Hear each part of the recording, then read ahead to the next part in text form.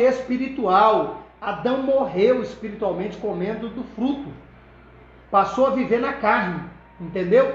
Se o homem nunca tivesse morrido espiritualmente, jamais morreria fisicamente.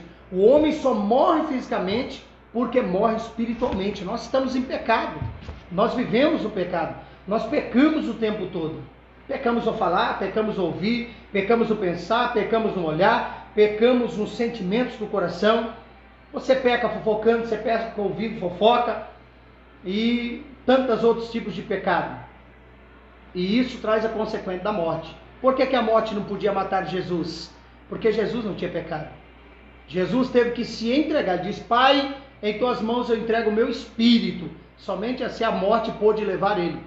Porque a morte não tinha poder sobre Jesus. Porque Jesus é santo. O que é morte espiritual? Morte espiritual significa separação de Deus. O deixar de buscar a Deus. O deixar de viver para Deus. Isso é morte espiritual. No momento em que Adão pecou, separou-se de Deus, quando Deus, na viração do dia, como era do seu costume, todos os dias ele ia ali conversar com Adão. Ele passeava, dirigindo-se para conversar com Adão no jardim do Éden. E quando ele chamou: onde tu estás, Adão? E Adão disse: Senhor, eu estou escondido porque eu estou nu, lá em Gênesis 3:9. A partir daquele momento, no verso 10 ele diz: escondi-me, porque eu estou nu. Ele já estava separado de Deus, separado do Senhor, porque estava em pecado. Ele pecou contra Deus, ele desobedeceu a palavra de Deus. Tendo Adão e Eva dado ouvidos ao diabo, como resultado, houve a morte espiritual. Imediatamente, houve morte espiritual. Após a queda de Adão e Eva, essa morte se manifestou na família humana. Começou a haver morte. Lembra que Caim matou Abel logo em seguida? Quer dizer, a morte começou a perseguir o homem. Adão e Eva, o seu filho, se torna um assassino. Gênesis capítulo 4, versículo 8, Caim mata Abel.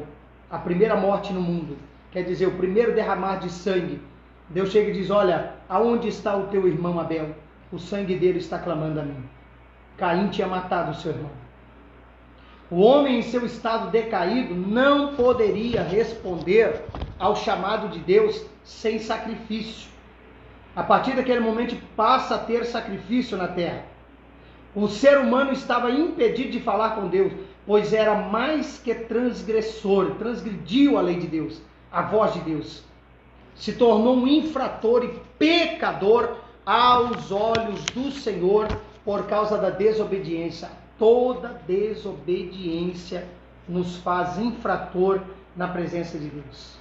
Jesus disse aos fariseus, João capítulo 8, versículo 44, vós tendes por pai ao diabo, e quereis satisfazer os desejos de vosso pai. Ele foi homicida desde o princípio, e não se firmou na verdade, porque não há verdade nele. Quando ele profere mentira, fala do que lhe é próprio, porque é mentiroso e pai da mentira. Os fariseus eram muito religiosos, iam à sinagoga aos sábados, oravam, davam dízimos, jejuavam, dentre outras coisas. No entanto, mentiram sobre Jesus e o mataram. Logo, eles tinham características diabólicas. Você entende que o diabo começou a trabalhar no mundo com facilidade. Com facilidade, por quê? Por causa do pecado do homem que entrou no mundo. Isso explica por que o homem não pode ser salvo por sua conduta ou por suas boas obras. Os fariseus, era boas obras, mas estava tudo errado com Deus. Precisa nascer de novo. Caso o homem não se tivesse tornado filho do diabo, poderia agir de forma justa e fazer tudo certo. Mas a partir do momento que desobedeceu à voz de Deus, passou a ser filho do diabo. Você entende isso? Passou a viver a carne. E a carne só tem pecado. E quem peca, e quem vive para o pecado, e quem se conforma com o pecado, e quem está no pecado, ama o pecado, tem prazer pelo pecado, é filho do diabo, diz a Bíblia. Né?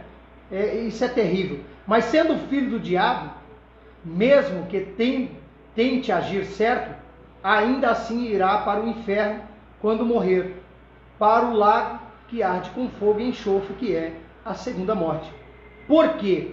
Porque o homem, sendo como é, não poderia permanecer na presença de Deus. O homem precisaria ser salvo por